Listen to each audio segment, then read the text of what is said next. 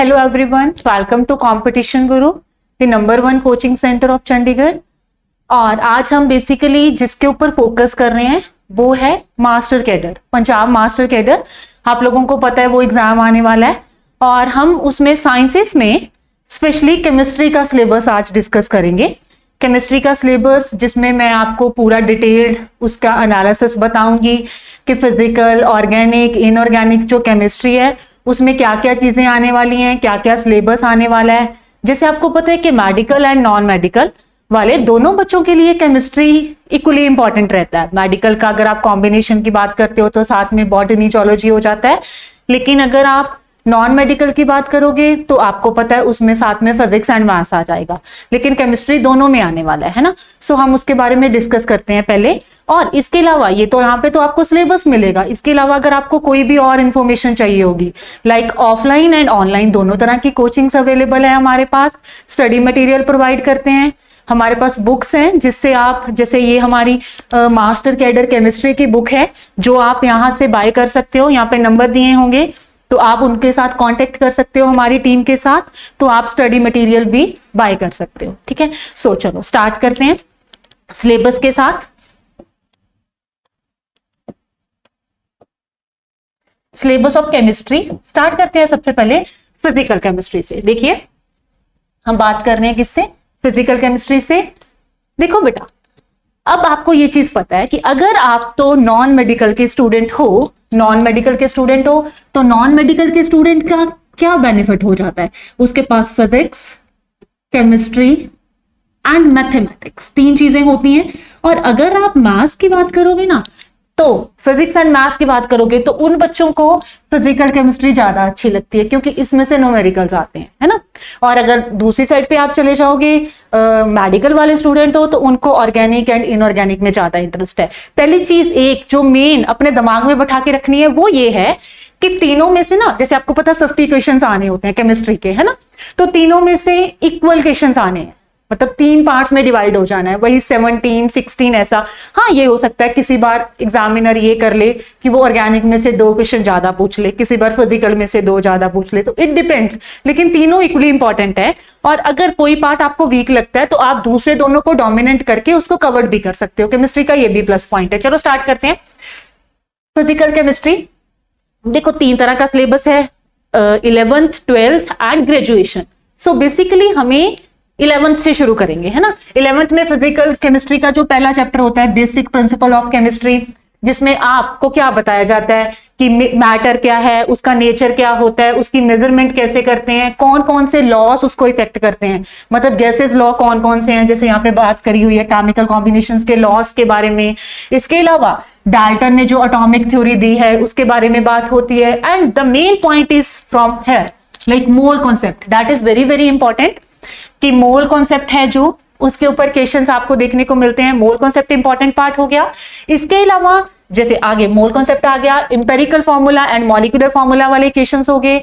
और उसके अलावा रिएक्शन के बेसिस पे ही जो स्टीचोमेट्रिक कॉफिशिएंट वाले क्वेश्चंस आते हैं वो, मतलब जो ये लास्ट वाला पार्ट है ना, that is very very important from this side to this, जिसमें बेसिकली 3 और 4 टॉपिक्स कवर्ड हो जाते हैं and that part is important and mainly हम लोगों को इसके ऊपर कॉन्सेंट्रेट करना है। Got it. उसके बाद आ गया बेटा एटॉमिक स्ट्रक्चर। आपको पता है ये 11th का 2nd चैप्टर है ना। सो इसमें भी सेम मैनर में, क्या मैं 11th क्यों बोल रही हूँ, क्योंकि टॉपिक तो 11th से उठाए जाने हैं ना, ग्रेजुएशन में जाके थोड़ा डिटेल्ड कर दिया जाता है उनको, और थोड़ा बहुत मास्टर्स के कुछ टॉपिक्स कवर्ड होंगे हमारे मास्टर कैडर में। सो यहाँ पे देख लीजिए आप, जैसे सब एटॉमिक पार्टिकल्स कौन से, इलेक्ट्रॉन, प्रोटॉन, न्यूट्रॉन्स, उनकी बात करनी, उनके एटॉमिक मॉडल्स, आपको पता है थॉमसन ने मॉडल दिया, रदरफोर्ड ने दिया, उनके बारे में। और द मोस्ट इंपॉर्टेंट बोहर्स आ गया जब, जिसने हमें ऑर्बिटल्स के बारे में बताया है, बोहर्स के बारे में पढ़ेंगे, उसका स्पेशली हाइड्रोजन एटम जहां पे हम सीरीज के बारे में पढ़ते हैं, बाल्मर सीरीज एंड ऑल, वो सब कुछ इसमें आएगा। क्वांटम मैकेनिक्स का मॉडल्स आ गए, ठीक है, मतलब शुरू वाला बोहर वाला पार्ट है जो ये काफी इंपॉर्टेंट रहने वाला है ना। इसके अलावा लिमिटेशंस आ गई हैं बोहर की, इनके बारे में बात करेंगे। जो मैटर है, जिसके बारे में हमने पहले चैप्टर में थोड़ी बहुत बात करी थी, उसके ड्यूअल नेचर के बारे में बात करेंगे। ड्यूअल नेचर से आप क्या समझते हो कि कभी तो जो मैटर है वो एक पॉइंट की तरह, एक पार्टिकल की तरह काम करता है, कभी वो वेव की तरह काम करता है, तो उसके बारे में हम बात करेंगे। उसके बाद डी ब्रोगली रिलेशनशिप, ये वाला टॉपिक इंपॉर्टेंट है, आप लोगों को पता है, जिसमें डिफरेंट डिफरेंट एनर्जी फिजिक्स के पॉइंट ऑफ व्यू से कि एनर्जी mc² भी हो सकता है, एनर्जी h म्यू भी हो सकता है, तो उससे रिलेशन से बना के उन्होंने डी ब्रोगली बनाया हुआ है। So we have to discuss about that.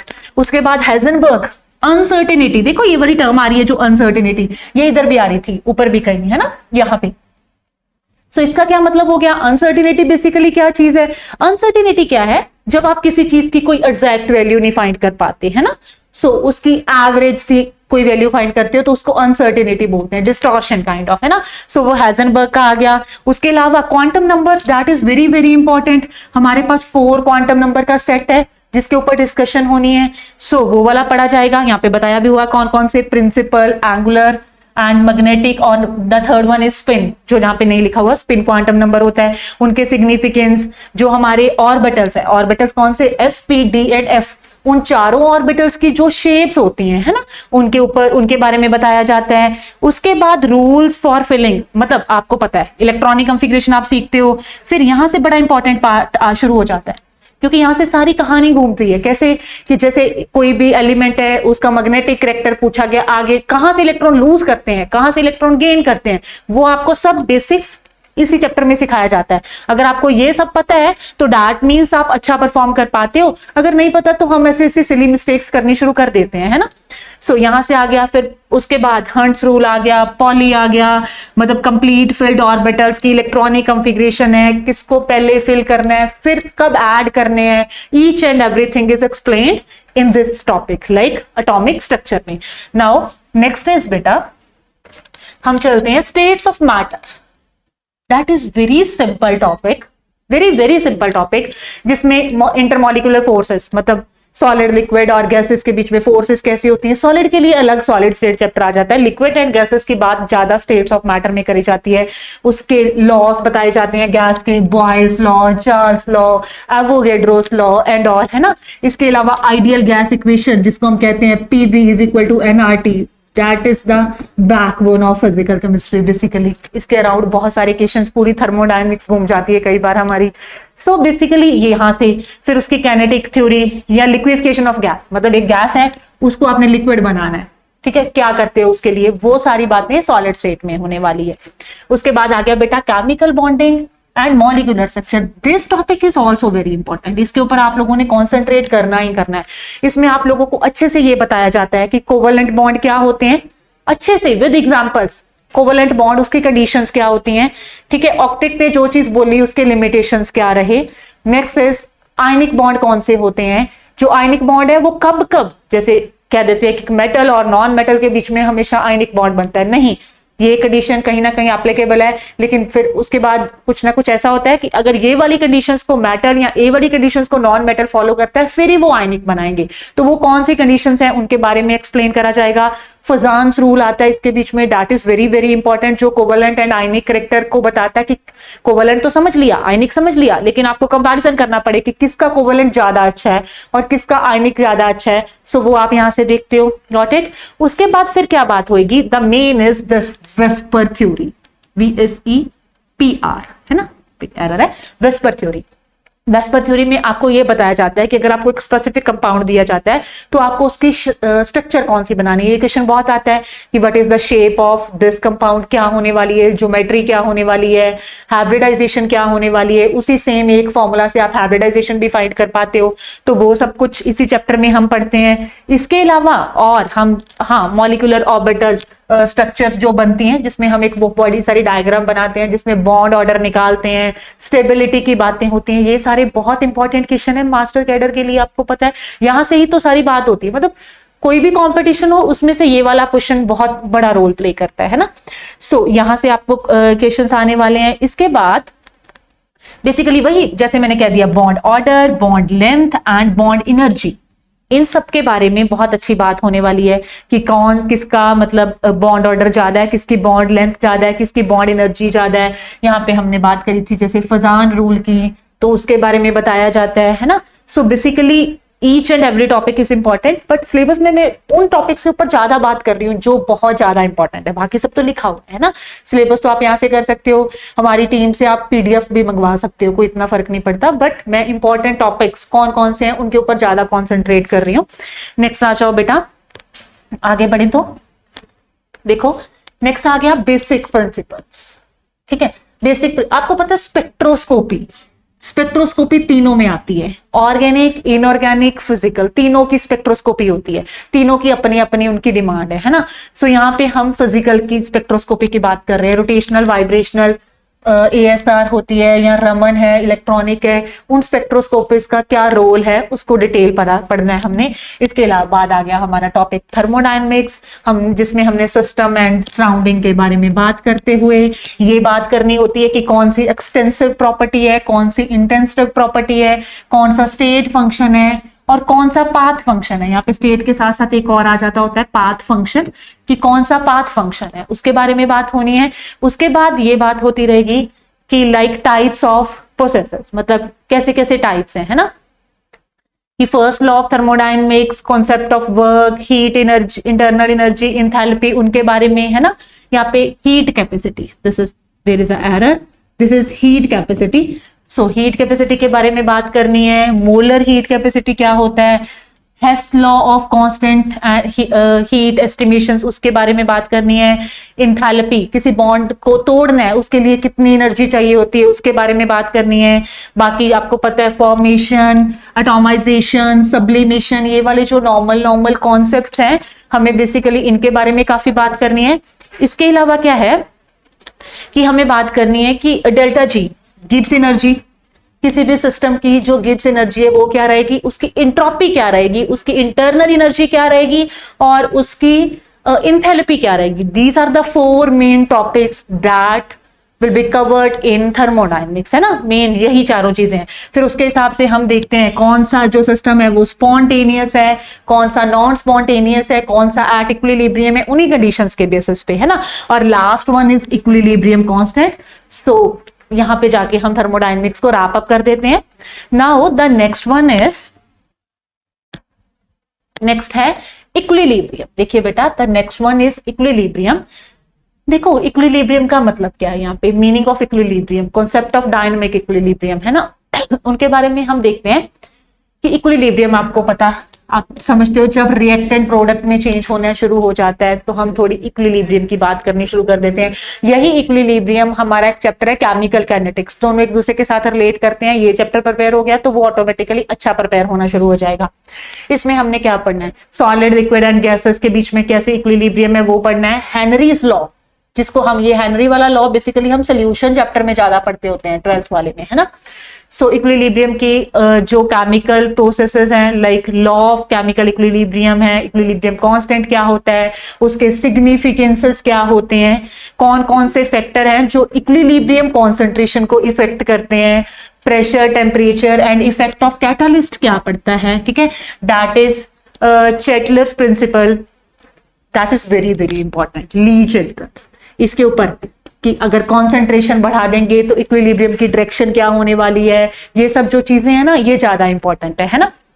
उसके बाद आयनिक इक्विलिब्रियम, ये पहला वाला था केमिकल, फिर आयनिक इक्विलिब्रियम आ गया। उसमें पहले तो सब लोगों ने एसिड एंड बेसिस के ऊपर ना, ब्रॉन्स्टेड आ गया, एर्नेस आ गया, लुईस आ गया, उन्होंने अपने अपने कॉन्सेप्ट दिए, तो हमें उनके बारे में बात करते हुए आगे कहां पे पहुंचना है, acid basis equilibrium, ionisation of water, ये सेल्फ आयनाइजेशन ऑफ वाटर, जहां से पीएच के बारे में बात करते हैं हम, ठीक है, यहाँ पे पीएच के बारे में बात करते हुए यहाँ से बड़े इंपॉर्टेंट क्वेश्चंस निकलते हैं पीएच वाले।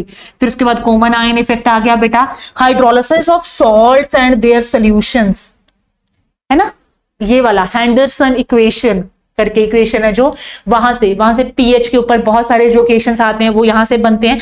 फिर उसके बाद आ गया last one is solubility and buffer, buffer is also important. Solubility के ऊपर भी सेम मैनर में कि सॉल्युबिलिटी के बारे में कि स्ट्रॉन्ग एसिड है, वीक बेस है, वीक एसिड है, स्ट्रॉन्ग बेस है, उन सबको लेके जो बनना है वो यहाँ पे हम देखते हैं। Got it. नाउ आगे बढ़ते हुए, I think you people are getting very well.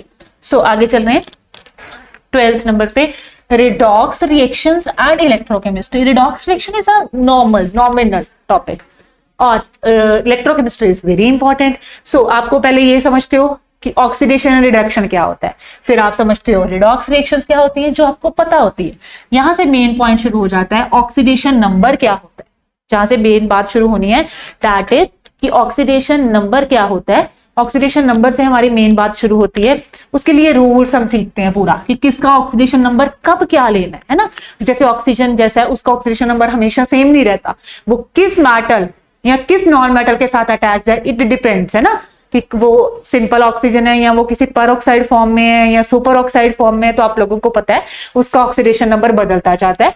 इसके अलावा उनकी बैलेंसिंग के ऊपर किसी रिडॉक्स रिएक्शन की बैलेंसिंग कैसे होती है, electrolytic and metallic conduction, conductance in electrolytic solutions, मतलब वही इलेक्ट्रोलाइटिक एंड मेटेलिक कंडक्शन कैसे होती है। किसी भी इलेक्ट्रोलाइटिक सॉल्यूशन है, मतलब उसमें से आप इलेक्ट्रिसिटी पास करके कैटायन एंड एनायन को अलग अलग तोड़ कैसे सकते हो, एक इलेक्ट्रोलाइसिस सेल कैसे काम करता है वो हम इलेक्ट्रोकेमिस्ट्री में पढ़ेंगे।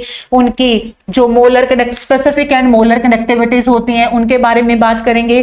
वो टेम्परेचर के साथ कॉन्सेंट्रेशन के साथ साथ कैसे कैसे वेरी करती हैं बेटा, हमें उनके बारे में बात करनी है।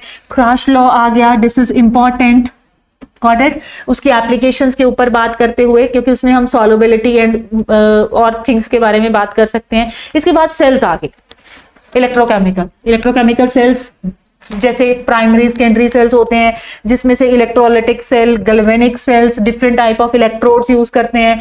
कब कौन सी इलेक्ट्रोड यूज करते हैं, क्या होता है, उसको आप हाफ सेल के लिए एक्सप्लेनेशन के ऊपर बात कर सकते हो, कंप्लीट सेल के लिए कर सकते हो। किसी भी गैल्वेनिक सेल का जो ईएमएफ आपने निकालना है वो कैसे है। और the most important topic, EMF is important. Next आ गया this equation, this is the Nernst equation. This equation is very very important students, यहां से क्वेश्चन पूछने की पॉसिबिलिटीज बहुत रहती हैं। एप्लीकेशन रिलेशनशिप बिटवीन इलेक्ट्रोड, अब गिब्स एनर्जी जो हमने थर्मोडायनेमिक्स में पढ़ी थी उसका इलेक्ट्रोड पोटेंशियल मतलब ई नॉट के साथ बेसिकली रिलेशन क्या है उसके बारे में हमें बात करनी है। One cell and lead accumulator fuel cells, मतलब सेल्स टाइप्स ऑफ सेल्स जैसे प्राइमरी और सेकेंडरी रहते हैं, तो उनके बारे में एक लिटिल बिट एक्सप्लेनेशन रहने वाली है। थोड़ा बहुत हम इसी चैप्टर में रेसिस्टेंस हो गया, कंडक्टेंस हो गया, उन सब के बारे में भी बात करते रहते हैं कि क्या है कैसे है, ठीक है। नेक्स्ट आ जाइए, केमिकल काइनेटिक्स, जिसमें हमें रेट ऑफ रिएक्शंस की बात करनी है। रेट मींस स्पीड, जहां पे टाइम की बात भी होने लगेगी है ना। उसमें आप केमिकल रिएक्शंस के रेट की बात करोगे, उनको कौन कौन से फैक्टर्स इफेक्ट करते हैं बेटा हम उनकी बात करेंगे, ठीक है। उनको फैक्टर कौन कौन से, कॉन्सेंट्रेशन डिपेंड करती है, टेम्परेचर कैसे इफेक्ट करता है, प्रेशर कैसे इफेक्ट करता है, कैटलिस्ट कैसे इफेक्ट करती है, ये सारी बातें हो जानी है। उसके बाद elementary and complexes reaction. Elementary reactions are simple reactions and the complexes reactions are basically मतलब कॉम्प्लेक्स, जैसे आप समझते हैं, मतलब मल्टीपल स्टेप्स वाली रिएक्शंस है ना। So elementary or simple and complexes reactions के बारे में बात करना है। द मेन पॉइंट आ गया order and molecularity of reaction, उनका रेट लॉ, उसके बाद फिर rate constant, rate law and this is rate constant basically and it's units, differential and integral form of zero and first order. देखो integration form मतलब last वाला main derivation करके जो हम सॉल्व करते हैं, क्या आने वाला है जीरो ऑर्डर के लिए, फर्स्ट ऑर्डर के लिए जर्नल बात करेंगे विद ट्रिक्स, है ना, क्योंकि पूरा एक्सप्लेनेशन तो अभी एक स्टेप बाय स्टेप चीजें नहीं सीखते होते, हम थोड़े शॉर्टकट्स के ऊपर बात करते हुए क्योंकि कंपटीशन है। So zero and first order reactions के बारे में बात करेंगे, उनकी कैरेक्टरिस्टिक एंड हाफ लाइफ के ऊपर बात करेंगे, ठीक है। Effect of temperature on rate of reaction, कैसे Arrhenius equation that is very very important, वो क्या बताती है कि रेट ऑफ रिएक्शन और टेम्परेचर के बीच में क्या फर्क है। Activation energy, okay, and its calculations. Activation energy EA जो होती है वो कैसे कैसे डिपेंड करती है, टेम्परेचर के साथ कैसे वेरी करती है और कौन कौन से फैक्टर्स के ऊपर डिपेंड करती है, वो सारी चीजें। उसके बाद collision theory, that is a very simple topic. और बायोमोलिकुलर गैसेस रिएक्शन, उसका कोई डेरिवेशन नहीं, बस सिंपल। कोलिजन का मतलब कि जैसे कार्बन डाइऑक्साइड में अगर कार्बन के साथ दो ऑक्सीजन जुड़े हैं तो इसका मतलब ये है कि कार्बन के साथ पहले एक ऑक्सीजन टकराया, फिर दूसरा ऑक्सीजन भी कार्बन के साथ ही टकराया है, वो दूसरे ऑक्सीजन के साथ नहीं टकरा गया। सो इस मैनर में जो बातें होने वाली हैं उनके बारे में हम देखेंगे। नेक्स्ट आ गया बेटा, देखो ये पार्ट हो गया हमारा फिजिकल केमिस्ट्री का। नेक्स्ट आ गया surface. Yes, surface chemistry is pending still. Surface chemistry आ गया। सरफेस केमिस्ट्री में आप देखिए क्या बात होने वाली है, एड्सॉर्प्शन।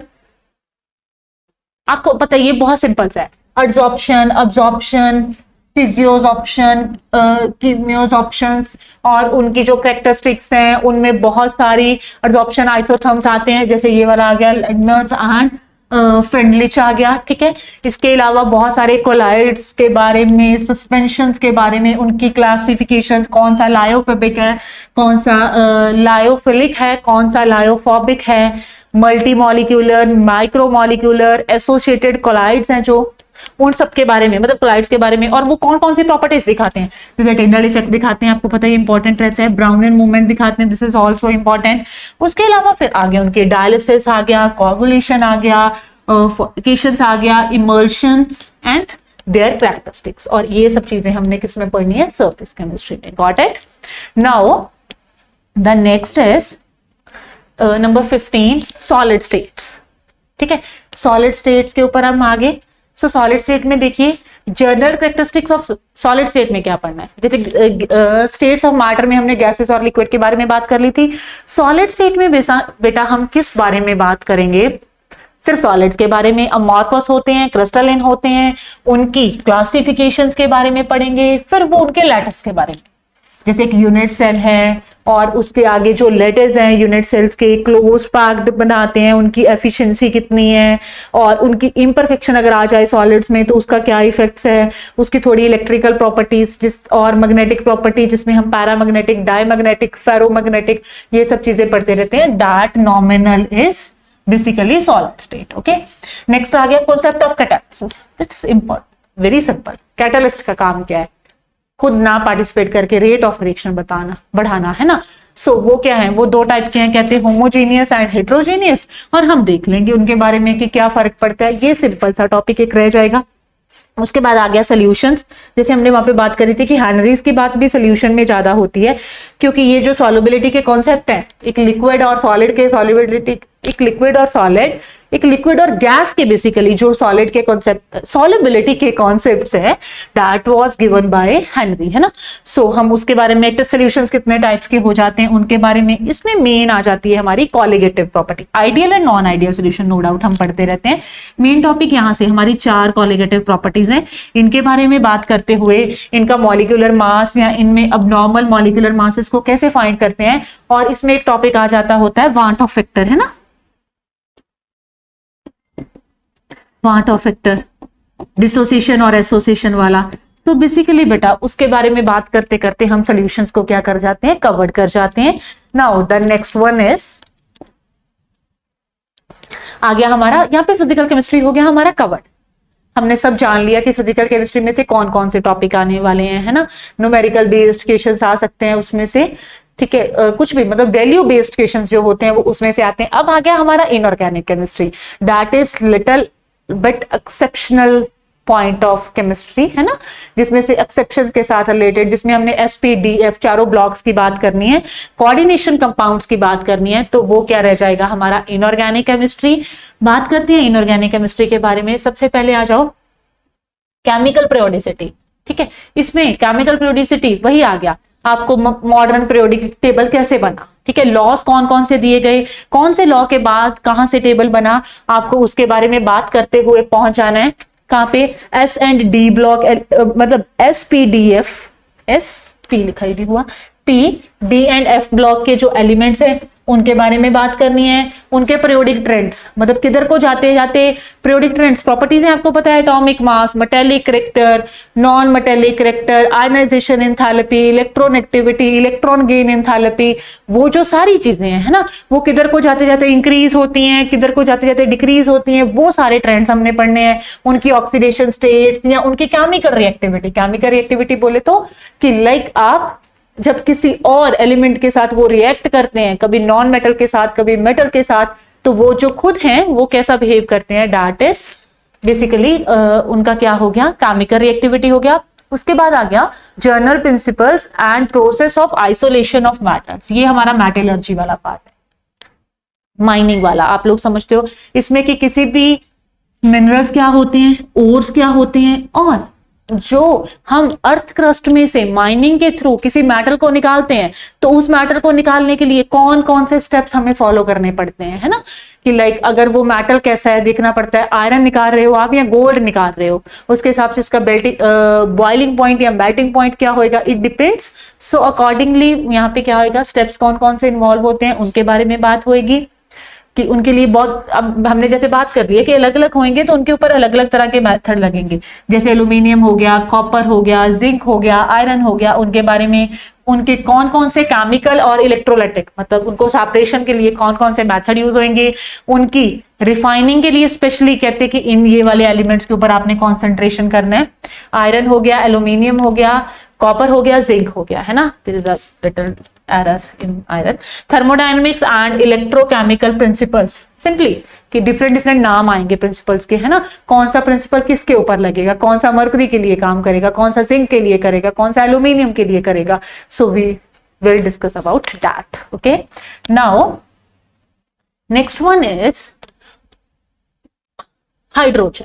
ठीक है, position of hydrogen in the periodic table. Hydrogen is very simple, आपको पता है ये एक फर्स्ट पोजीशन पे फर्स्ट एलिमेंट है, इसकी कुछ प्रॉपर्टी पहले ग्रुप के साथ मैच करती हैं, कुछ प्रॉपर्टी कार्बन वाले कंपाउंड के साथ भी मैच कर जाती हैं, कार्बन वाले ग्रुप के साथ भी, और कुछ प्रॉपर्टीज इसकी हैलोजन के साथ मैच करते हैं, इसलिए इनकी अलग से डिस्कशन करी गई है कि ये कौन से आइसोटॉप बनाता है, कहाँ पे पीरियोडिक टेबल में है, क्यों रखा गया है वहां पे, प्रेपरेशन क्या क्या है, इसके यूजेस क्या क्या है, इसके फिजिकल एंड केमिकल प्रॉपर्टीज, मतलब हाइड्रोजन से अब वाटर बनना है ना, तो उसकी फिजिकल एंड केमिकल प्रॉपर्टीज क्या क्या रहने वाली हैं, हैवी वाटर क्या होता है, D2O, है ना, स्ट्रक्चर ऑफ एंड प्रेपरेशंस, उनकी रिएक्शंस कौन कौन सी दिखाते हैं, और हाइड्रोजन पेरोक्साइड है जो उसके यूजेस क्या क्या है, और hydrogen as a fuel, not a fund, it's a fuel, hydrogen as a fuel कैसे यूज होता है वो सब बात में इसमें होगी। ठीक है, नेक्स्ट आ गया बेटा हमारा S block elements, group 1 and 2, group 1 है, ग्रुप 2 है, alkali metals and alkaline earth metals. क्या पढ़ना है आपने,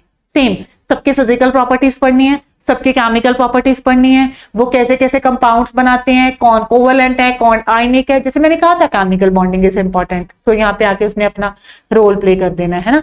सो कौन सा किसके साथ रिलेट करता है, किधर वो कौन से, मतलब इंट्रोडक्शन, उसके electronic configuration, general trends, physical and chemical properties के, उसका बिहेवियर, एनॉमलस मतलब अलग से बिहेवियर, जो पहला एलिमेंट है ग्रुप 1 का पहला और ग्रुप 2 का पहला, वो अलग अलग कैसे बिहेवियर दिखाते हैं, बाकी सारे एलिमेंट्स से उनका जो अलग नेचर है उसके बारे में इस टॉपिक में बात करेंगे।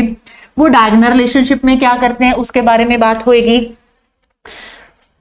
उसके बाद कुछ इंपॉर्टेंट कंपाउंड्स बनते हैं, जैसे आपको पता है कि सोडियम पहले ग्रुप में आ जाना है ना, lithium, sodium, potassium. So sodium जो कंपाउंड्स बनाता है, सोडियम कार्बोनेट, सोडियम हाइड्रोक्साइड, जा उसके जो इंडस्ट्रियल यूजेस है लाइक लाइमस्टोन है, प्लास्टर ऑफ पेरिस जिसको आप पीओपी बोलते हो, वो सारे कैल्शियम के, आपको पता है कैल्शियम के हैं compound.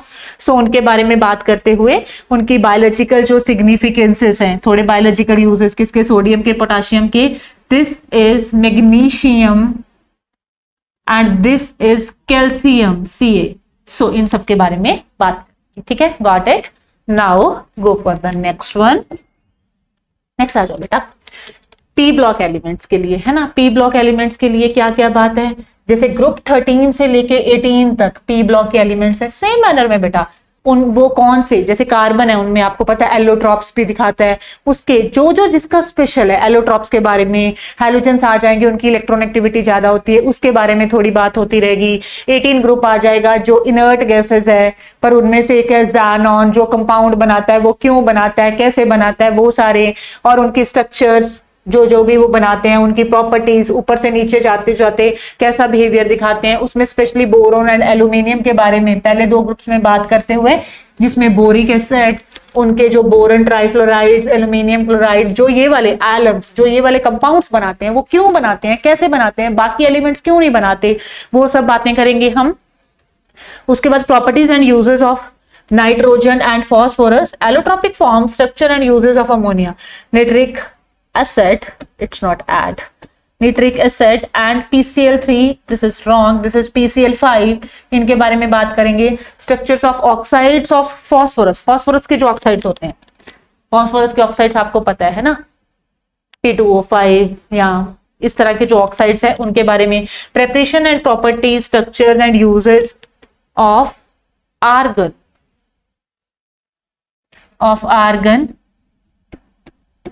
allotropic forces of sulfur, allotropic forms of sulfur, sulfuric acid and structure of oxo acids of sulfur। ठीक है, मतलब बेसिकली बेटा जैसे सल्फर है, आपको पता है फॉस्फोरस है, उन सबके बीच में लिटिल बिट एरर्स हैं पीडीएफ में। सो उनके बीच में जैसे उनके जो हमने यूजेस की बात करनी है ना, सो किसके मतलब कैसे यूजेस हैं या वो किस किस तरह के कंपाउंड्स बनाते हैं हम उनके, आपको पता है H2SO4, H2SO3 वो किस तरह के बॉन्ड है, कितने डबल बॉन्ड बना रहा है, कितने सिंगल बना रहा है, कितने कोऑर्डिनेट बना रहा है, वो जो सब बातें हैं वो बड़ी इंपॉर्टेंट रह जाती है पेपर में। तो वो सब हम इसी टॉपिक में सीखेंगे कि इसमें पी ब्लॉक एलिमेंट्स में, ये एक बड़ा वास्ट है। नेक्स्ट आ गया 20th number, D and F block element. D and F block, this is very simple and very important, जिसमें आपने डी एंड एफ ब्लॉक के, D is very simple basically, F में थोड़ा सा उनकी केमिस्ट्री थोड़ी कॉम्प्लिकेटेड है। सो डी ब्लॉक के लिए आपने उनके सारे एलिमेंट्स, तीनों ट्रांजिशन सीरीज है, तीनों के बारे में हम पढ़ेंगे डी की, उनके जो और एफ के बीच में लेंथेनॉइड्स एंड एक्टिनॉइड्स के बारे में पढ़ेंगे, उनकी एप्लीकेशंस पढ़ेंगे डी एंड एफ ब्लॉक के एलिमेंट्स की, and preparation properties and uses of K2Cl2, potassium dichromate and KMNO4, that is potassium permanganate। इन दोनों की जो रिएक्शंस है that are very very important, कौन सा मेटल क्या दिखाता है, कौन सा मेटल नहीं दिखाएगा, ये रिएक्शन कैसे दिखाएगा, this part is very very important, है ना, ये करना ही करना है। उसके बाद आ गया कोऑर्डिनेशन कंपाउंड, बहुत सिंपल, जिसमें आपको कोऑर्डिनेटिंग कंपाउंड के बारे में बताया जाएगा। आपको पता है उनका बिहेवियर, वो कॉम्प्लेक्स सॉल्ट है, उनका बिहेवियर है जो वो बहुत अलग है एज कंपेयर टू अदर्स, है ना।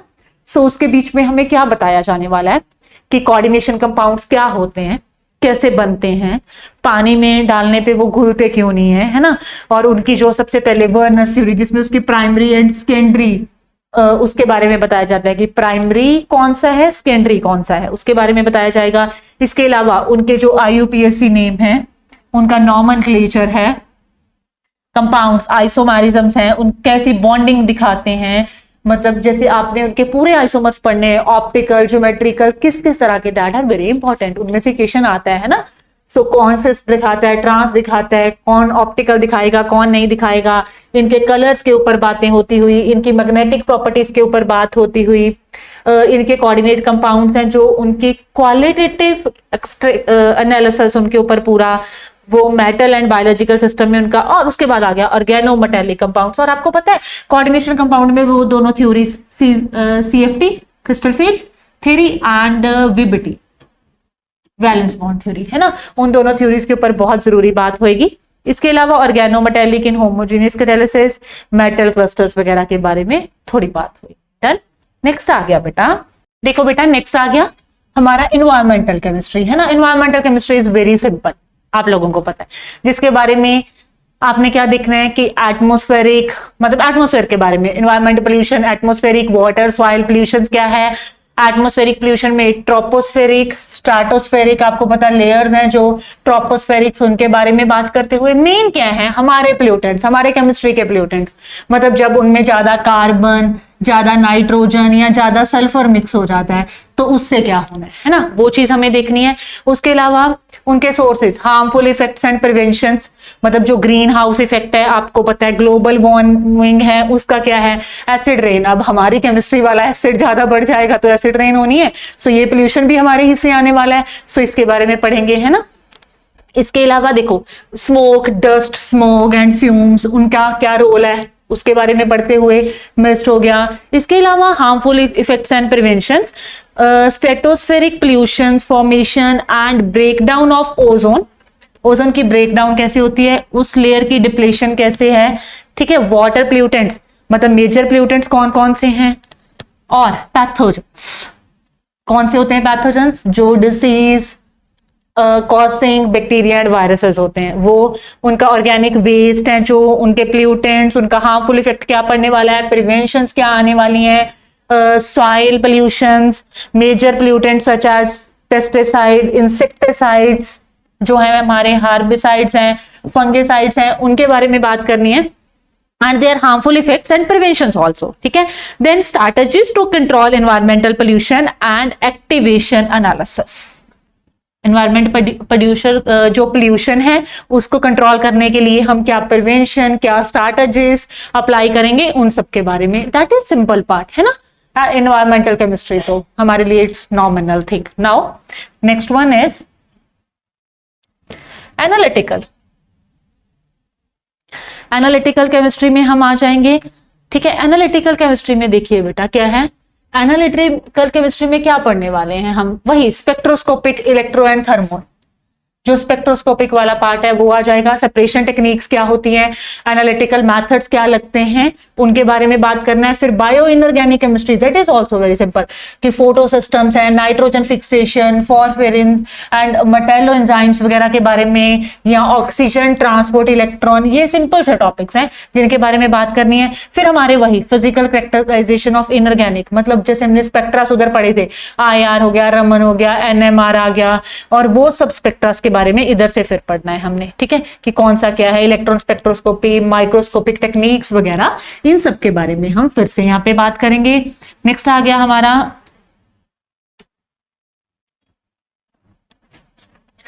मेन, हमारा आ गया है अभी ऑर्गेनिक केमिस्ट्री, ठीक है.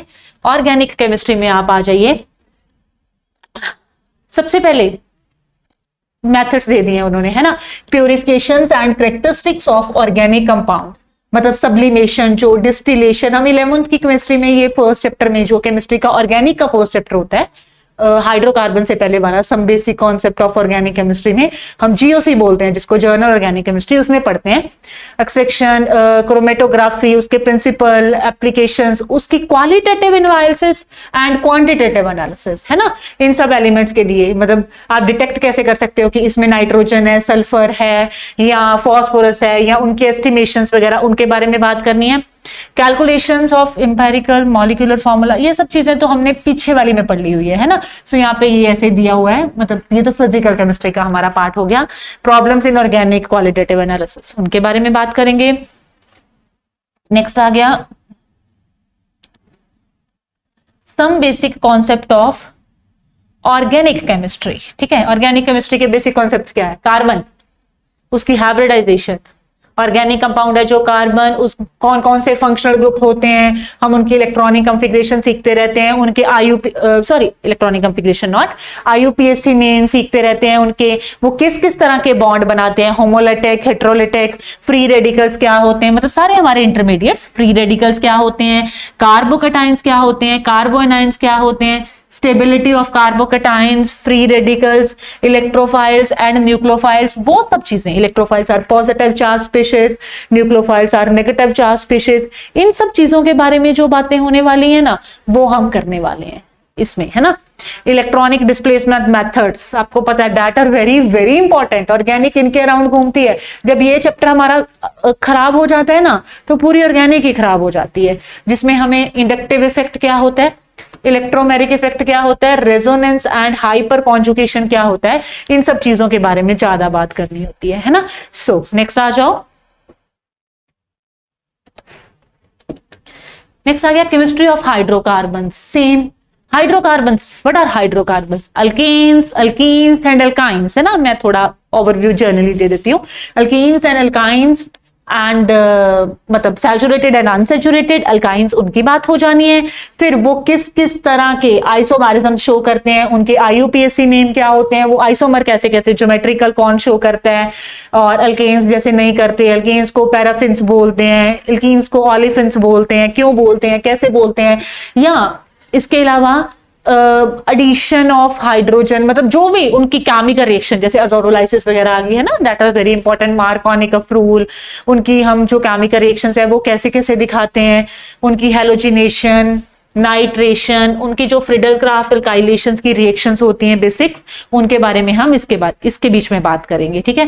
कि एसिडिक करेक्टर उनका क्या है, addition of hydrogen, halogen water and halogen halides, सबके बारे में, मतलब अल्काइंस की सारी physical and chemical properties, preparation, alkenes की physical chemical properties and preparation, and alkanes की physical properties, chemical properties and, और क्या हो गया, प्रेपरेशंस. ओके. नेक्स्ट आ गया इनऑर्गेनिक कंपाउंड्स, ठीक है, containing halogen, generally method of preparation of property CX bond and uses of environmental, नहीं यहाँ पे ये आ गया बेटा हमारा इनऑर्गेनिक कंपाउंड्स में हम बोलेंगे इनको, ये हमारा आ गया हेलोल्केन्स एंड अरीन्स वाला पार्ट, हेलोल्केन्स एंड हेलोरीन्स, जिसमें से आपने ये देखना है कि वो कौन कौन से हेलोजन है, उनकी मेथड ऑफ प्रिपरेशन कौन सी है, अगर आपको कोई फ्लोरीन का कंपाउंड बनाना है क्या अलग करना पड़ेगा, ब्रोमीन का करना है क्या करना पड़ेगा, आयोडीन के साथ कोई कंपाउंड बनाना है क्या करना पड़ेगा, उनके अलावा एंड पे जो हमारे पास क्लोरोफॉर्म एंड आइडोफॉर्म होती हैं दोनों, इनका एनवायरमेंटल इफेक्ट्स क्या होते हैं उनके बारे में बात कर लेंगे, वो किस किस तरह की रिएक्शन दिखाते हैं, कैसे कैसे दिखाते हैं, डिटेल्ड बात होगी इसमें, है ना। नेक्स्ट आ गया वही, उसने फिर ऑर्गेनिक कंपाउंड के ऊपर PDF दे दी हुई है। जैसे ऑर्गेनिक कंपाउंड्स को हम सिंपली देख लेते हैं, है ना। ऑर्गेनिक कंपाउंड्स देखो बेटा, हम ना इतना बड़ा पढ़ के खराब नहीं कर रहे टाइम अपना, हम बात कर रहे हैं चीज क्या है। देखो ऑर्गेनिक कंपाउंड्स में क्या है, जितने भी हमारे यहाँ अल्कोहल्स हो गया, फिनोल्स हो गया, सबसे पहले ईथर्स हो गया, उनके जर्नल मेथड्स ऑफ प्रिपरेशंस क्या रहने वाले हैं। अल्कोहल्स है जो, उनकी आपकी आइडेंटिफिकेशन कैसे करते हो, प्राइमरी अल्कोहल है, सेकेंडरी है मतलब 1 डिग्री है, 2 डिग्री है, टर्शरी 3 डिग्री, है ना। वो हमें देखना है कि क्या होता है कैसे है। और उसके बाद सेम फिनोल के बारे में बात करते हुए वेरी इंपॉर्टेंट, एसिडिक नेचर, कौन ज्यादा एसिडिक है, फिनोल है, अल्कोहल है, कार्बोक्सिलिक एसिड है, कैसे है वो कंपैरिजन, सारे क्वेश्चंस यहाँ से अराइज होते हैं काफी। सो इलेक्ट्रोफिलिक, वो जिस तरह की रिएक्शंस दिखाते हैं किसी तरह दिखाते हैं, इलेक्ट्रोफिलिक सब्स्टिट्यूशन दिखाते हैं, न्यूक्लियोफिलिक सब्स्टिट्यूशन दिखाते हैं, इलेक्ट्रोफिलिक एरोमेटिक सब्स्टिट्यूशन कौन दिखाता है कौन नहीं दिखाता, न्यूक्लियोफिलिक एडिशन कौन दिखाता है, वो सब जो चीजें हैं वो इसके बारे में बात करने वाले हैं हम, जिसमें वो सारी रिएक्शंस आ गई ना इलेक्ट्रोफिलिक एरोमेटिक सब्स्टिट्यूशन में, नाइट्रेशन, सल्फोनेशन, उसके बाद जैसे फिनोल्स की जो भी इंपॉर्टेंट रिएक्शन है, यहाँ पे रीमन टीमन लिखा हुआ है। इसके अलावा अगर कोल बेस एंड ऑल बात करेंगे तो वो सब भी डिस्कस करेंगे हम, है ना। उसके बाद एल्डिहाइड एंड कीटोन्स आ गए, एंड एक इसमें टॉपिक आ जाता होता है कार्बोक्सिलिक एसिड। इन सब की रिएक्शंस बड़ी बड़ी इंपॉर्टेंट रिएक्शंस हैं। सेम मैनर में हम पहले इनकी प्रेपरेशन पढ़ेंगे, पहले जानेंगे होते क्या है, क्यों अलग हैं बाकियों से, फिर इनकी प्रेपरेशन पढ़ेंगे, फिर इनकी फिजिकल प्रॉपर्टीज पढ़ेंगे, फिर इनकी केमिकल प्रॉपर्टीज पढ़ेंगे, जिसमें हम बहुत सारी इंपॉर्टेंट नेमिंग रिएक्शंस के बारे में बात करेंगे, जैसे वॉफ-केशर हो गया, किल्मनसन हो गया, इन सब के बारे में बात करेंगे। देखो रिलेटिव रिएक्टिविटी ऑफ, उनकी रिएक्टिविटी क्या है, इंपॉर्टेंस कैसे है, न्यूक्लियोफिलिक एडिशन रिएक्शन कौन शो करते हैं, और गिग्नार्ड रिएजेंट के साथ उनकी reaction, oxidation, reduction, acidity of hydrogen, aldol, this is important, है ना। एल्डोल कंडेंसेशन हो गया, कैनिजायरो हो गया, ये सारी एल्डिहाइड्स के इंपॉर्टेंट रिएक्शंस हैं। सो हम इनके बारे में बात करेंगे। इनके केमिकल टेस्ट बेटा, ये बड़ी इंपॉर्टेंट चीज होती है। आपको एल्डिहाइड को कीटोन से डिफरेंशिएट करना है, कार्बोक्सिलिक एसिड के ऊपर डिफरेंशिएट करना है, कौन से केमिकल टेस्ट अप्लाई करोगे। देखो ये सब जो चीजें हैं, अगर आपको इनको डिटेल में पढ़ना होगा तो आप हमारी टीम के साथ कांटेक्ट कर सकते हो। आपको एक प्रॉपर, मतलब जैसे आप लगा लो कि ऑनलाइन मोड वाला एक प्रॉपर लेक्चर का सेट मिल जाएगा, जिसमें स्टेप बाय स्टेप टीचर ने पूरी क्लासेस सब कुछ पढ़ाया होगा कि क्या है कैसे है सब चीजें। और कई बार आपको लाइव लेक्चर्स लगाने का भी उसमें मिल जाता है कि क्लास, ऑफलाइन क्लास के बीच में भी आप लाइव लेक्चर्स लगा सकते हो। सो वो सब चीजों के लिए आप हमारी टीम से कांटेक्ट कर सकते हो, नंबर है ऊपर आप देख सकते हो। So between the aldehyde and ketones, method of preparation, properties, reaction, और उसके बाद सेम कार्बोक्सिलिक एसिड भी आ गया बीच में, यहीं पे उसने बात कर दी कार्बोक्सिलिक एसिड, उसके भी सब कुछ physical properties, chemical properties and method of preparation सब पढ़ना है, ठीक है। नेक्स्ट आ गया, नेक्स्ट इज फिर ऑर्गेनिक कंपाउंड्स में अब जो लास्ट रह गया वो कौन से ऑर्गेनिक कंपाउंड रहेंगे, नाइट्रोजन के ना, अमाइंस, एनिलीन, उनके बारे में, ठीक है। उनकी भी जर्नल मेथड ऑफ प्रिपरेशन, कौन अच्छा बेस है ना, कौन अच्छा बेस नहीं है। और जैसे अमोनिया के कंपाउंड हैं अभी NH2, सो उनके बेसिसिटी के बारे में बातें करते हुए, जैसे कार्बोक्सिलिक एसिड आ जाए तो एसिडिक करेक्टर के बारे में बात करते हैं। सो उनकी बेसिसिटी के बारे में बात करते हुए हम देखेंगे अमाइंस क्या है, उनका नॉमेनक्लेचर, उनकी क्लासिफिकेशन, वो प्राइमरी, सेकेंडरी, टर्शरी अमाइंस कैसे बनाते हैं, और उनका जो बेसिक करेक्टर है, वही बात बेसिक करेक्टर, मेन यहाँ से क्वेश्चन आते हैं बेसिसिटी ऑफ अमाइंस के ऊपर, है ना। सो वो वाली जो चीजें हैं उनके बारे में हमें बात करना है। यहाँ पे एक इंपॉर्टेंट टॉपिक होता है बेटा डेजोनियम सॉल्ट, जिसकी बहुत सारी इंपॉर्टेंट नेमिंग रिएक्शन रहती हैं, स्टैंडमर, गेटरमन काइंड ऑफ, है ना। सो वो वाली जो सारी रिएक्शंस है वो इसकी हैं। इसके अलावा आपको दोनों कपलिंग रिएक्शंस देखी होंगी ना, फिनोल की भी और इसकी एनिलीन की भी, वो दोनों डेजोनियम सॉल्ट से रिलेट करती हैं। दोनों टेस्ट हैं, बहुत इंपॉर्टेंट कपलिंग है ना, तो वो सब कुछ किस में पढ़ेंगे, डेजोनियम में पढ़ेंगे। अलग टॉपिक हो गया हमारा। उसके बाद हमारा जर्नल टॉपिक आ गया, that is polymer. It's very simple. हमें ये पूछा जाता है कि ये वाला पॉलीमर कौन कौन से मोनोमर से बना हुआ है ना। जैसे पॉलीथीन है तो वो किस, उसका मोनोमर कौन है। अगर टैफ्लॉन है तो उसका मोनोमर कौन है। अगर ब्यूनास है तो उसके कौन से मोनोमर हैं, उनके जो बेसिकली फॉर्मूले, उनके यूजेस, तो उनके बारे में हमें बात करनी है। मतलब उनके बीच में कैसी फोर्स ऑफ अट्रैक्शन है, वो किस तरह का पॉलीमर है, नेचुरल है, सिंथेटिक है, एडिशनल पॉलीमर है, कंडेंसेशन पॉलीमर है। ठीक है, अगर हम उनकी वेल्कलाइजेशन कर देंगे तो क्या होने वाला है। और उसके अलावा बस ये सारी चीजें, polythene, nylon, polyester and Bakelite, ये सब कुछ देखते हुए हम इसमें रैप अप, मतलब ये उसमें कुछ, जैसे पॉलिथीन, नायलॉन अब आपको पता है, नायलॉन 6, नायलॉन 6 काफी तरह के होते हैं ना, nylon 2, polyester and Bakelite. Bakelite में वो जो फॉर्मेल्डिहाइड रेजिस्टेंस वगैरह के बारे में बात होती है, या आप लगा लो ब्यूनास, ब्यूनैन की बात जब हम नायलॉन के साथ करेंगे तो वो सब कुछ पढ़ेंगे, मतलब सारे के सारे पॉलीमर्स। ओके, नेक्स्ट आ गया, नेक्स्ट इज बायोमॉलिक्यूल्स। बायोमॉलिक्यूल्स आप लोगों को अच्छे से पता है, अगर आप बायोलॉजी के स्टूडेंट हो तो it's you people know very well about the biomolecules, जिसमें आप ग्लूकोज, फ्रक्टोज, ऐसे वाले जो हमारे सिंपली कार्बोहाइड्रेट्स हैं, सबसे पहले उनकी स्ट्रक्चर्स के बारे में केमिस्ट्री पॉइंट ऑफ व्यू से पढ़ते हैं कि उसकी ये वाली स्ट्रक्चर क्यों बनाई गई, फिर उसकी ये वाली स्ट्रक्चर को मॉडिफाई करके इसमें क्यों चेंज करा गया, है ना। वो सारा पार्ट केमिस्ट्री के पॉइंट से ज्यादा इंपॉर्टेंट रहता है। एल्डोसिस एंड केटोसिस लिखा है ना, aldoses for aldehyde and ketosis for fructose, मतलब ये ग्लूकोज के लिए बोल दिया उसने, ये वाली टर्म उसने फ्रक्टोज के लिए बोल दी हुई है ना। फिर उसके बाद मोनोसेक्राइड्स, ये सब हो गया। फिर जो लिगोसेक्राइड्स है, लाइक स्टार्च हो गया, या जो प्रोटीन्स हैं, primary, secondary, tertiary and quaternary structures होती हैं, उन सब के बारे में क्वालिटेटिव आइडियाज उनका सिर्फ सिंपली कि प्रोटीन्स की सिंपली हमें ज्यादा डिटेल नहीं जाना, मतलब प्राइमरी, सेकेंडरी, टर्शियरी में फर्क क्या है। फिर उसके बाद हमें जैसे डीनेचुराइजेशन ऑफ प्रोटीन क्या होता है, ये बायोलॉजी की टर्म है, इसके बारे में हमें देखना है। एंजाइम्स क्या होते हैं, ठीक है, विटामिन क्या होते हैं, उनकी classification and functions, acidic, nucleic acids, okay, functions, fine. उसके बाद न्यूक्लिक एसिड्स हैं जो, उनके बारे में बात करनी है। वही आपको पता है, डीएनए एंड आरएनए, बायो वाले सिंपल कॉन्सेप्ट। मतलब हमारा केमिस्ट्री में जो मेन टारगेट रहता है ना, वो वैसे कार्बोहाइड्रेट्स ज्यादा बड़ा टारगेट रहते हैं। बाकी तो जो बायो वाले स्टूडेंट हैं उनके लिए बहुत ईजी हो जाता है। जो नॉन मेडिकल वाले हैं कोई बात नहीं, हम पढ़ लेंगे, है ना, पढ़ना तो है ही। सो नेक्स्ट आ गया chemistry in everyday life. Everyday life मतलब एवरीडे लाइफ, उसमें आप जो भी मेडिसिन लेते हो, जो हमारा सोप है, डिटर्जेंट है, जितने भी हम मेडिसिन लेते हैं, जो चीजें हम प्रिजर्वेशंस के लिए यूज करते हैं, या हम एंटी माइक्रोबल्स मतलब इंसेक्ट्स वगैरह को मारने के लिए जो कुछ यूज करते हैं, एंटीबायोटिक्स होगी, एंटासिड्स हो गए, इन सब के जहाँ कुछ ड्रग्स हैं वो कैसे बनती हैं, किन चीजों से बनी हुई हैं, उन सब के बारे में जो बात है वो केमिस्ट्री इन एवरीडे लाइफ में। देखो बेटा, पॉलीमर हो गया, केमिस्ट्री इन एवरीडे लाइफ हो गया, एनवायरमेंटल केमिस्ट्री हो गया, इन चैप्टर को ऐसे नहीं सोचना ये थोड़ी पढ़ने वाले हैं, नहीं, उनको पढ़ो। उनमें से जो एक क्वेश्चन भी आना है, अगर 2 क्वेश्चन भी आने हैं, वो हमारे पक्के हैं, मतलब उनमें से नंबर आने हैं, वो आपको धोखा नहीं दे सकते कभी। हो सकता है न्यूमेरिकल एंड पे जाके कहीं ना कहीं आप कैलकुलेशन का एरर कर दो, धोखा दे रहा है।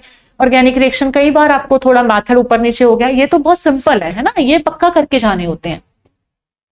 और नेक्स्ट हो गया, यहाँ पे हमारा लास्ट आ गया बेटा, कॉमन रिएजेंट्स।